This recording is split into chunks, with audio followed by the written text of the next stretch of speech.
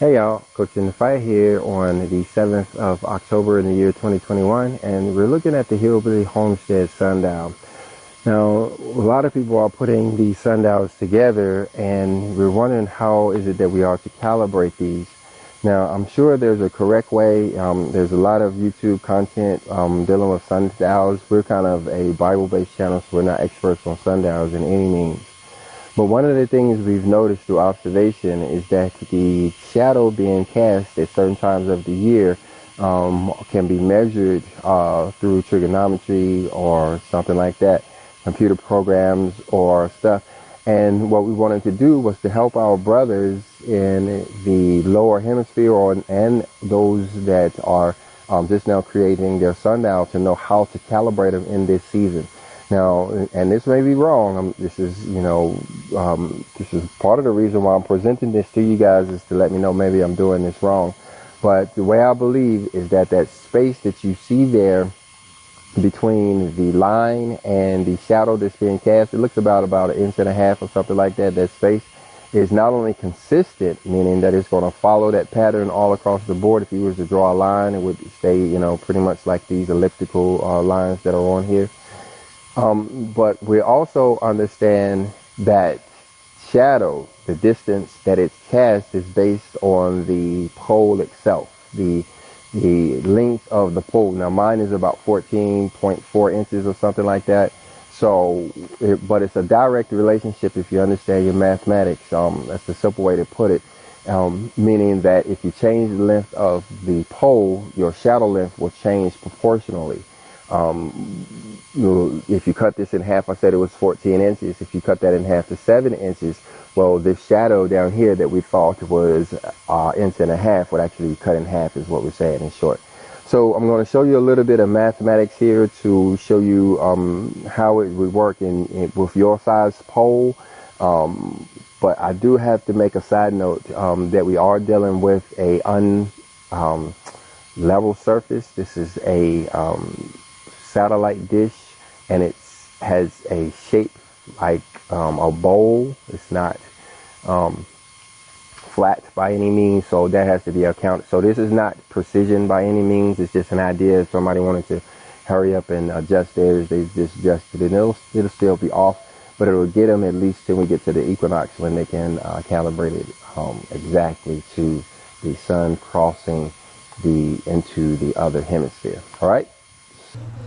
Hey y'all, Coach Inthefight here. Got Chris with me. Hey y'all. And we're looking at some data from the celestial information, particularly around the Enoch gates. Those are on a 31 day schedule, right, Chris? Right. Well, if you start at the equinox right or about March the 20th and go 31 day schedule, end up with these dates here. And all this table is showing the position of the sun on those particular gates for 3 different places. The one you're looking at here is Ohio, where we also have Tanzania and the Hillbilly Homestead. Right. And the task is to determine what the shadow length should be on the cast on the sundial at high noon. Right.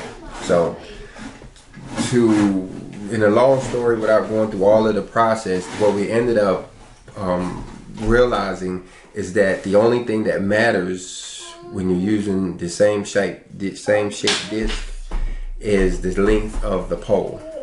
Right. So if you're all using satellite dishes, unless they have all different shapes, then it's only the pole that matters. It's a direct relationship. Mm-hmm. Right? And just to show how we prove this real easy, real quick, I don't know if it's going to be easy. What we did was we looked at information from Ohio using a 12.4 inch pole. Mm-hmm. And then, like we said, we did the same thing in Tanzania and the Hillbilly Homestead. The only thing that changes is the degrees. Like you see here, the latitude for Tanzania is -6. Right. And Hillbilly Homestead, of course, is, what is it? 31. Yeah, 31. So and then you look at the sun's position for that location on that exact time, and what it turns out is that they all came out to be the same, right, within millimeters, right? Right.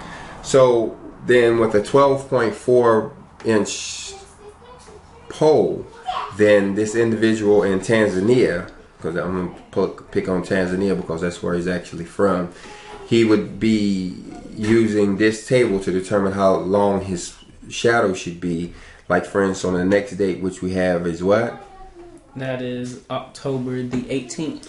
On October the 18th, he should have a 2.2 inch shadow. Because we're measuring in inches, so it should be 2.2 inches. Right. But that's why we want to show you that the numbers are a direct relationship. So if your pole is 10 inches, let's say 10 inches, narrow it down like that, and we'll say, okay, at 10 inches, these should be your numbers. And then all you have to do is, well, let me show you. Okay, on June the 19th, with a 10-inch pole, it's supposed to be 7 inches, right? Right. But you say, my pole ain't 10 inches long. Okay, so you come in here and you say, the shadow length is 7 divided by 10. Right? And then what you do is you multiply it times the number that you have. So if your is 12.4, then your shadow length should be 8.6. Right. So that's all you have to do is take that number and multiply it times your the length of your pole for that particular day now. Right. And so you have to do that Day to day. Well, what this is a table for month to month, solar month to month. Right. Right, for each solar month. And so, yeah, and so you pretty much have to wait till the 18th to calibrate it. And if you miss the 18th, you can go to the 17th. Alright, so look in the description and or the comment section for this table that you can then use to calibrate your sundial. And we'll do more on this later, right, Chris? Right. So, you got anything else you want to say before we close out? I say get your sundials ready for calibration time. So with that, I'm going to go ahead and close it out. If you got anything out of this video, go ahead and hit the like button. If you didn't, hit the dislike button, but leave us a comment. Either way, and shalom.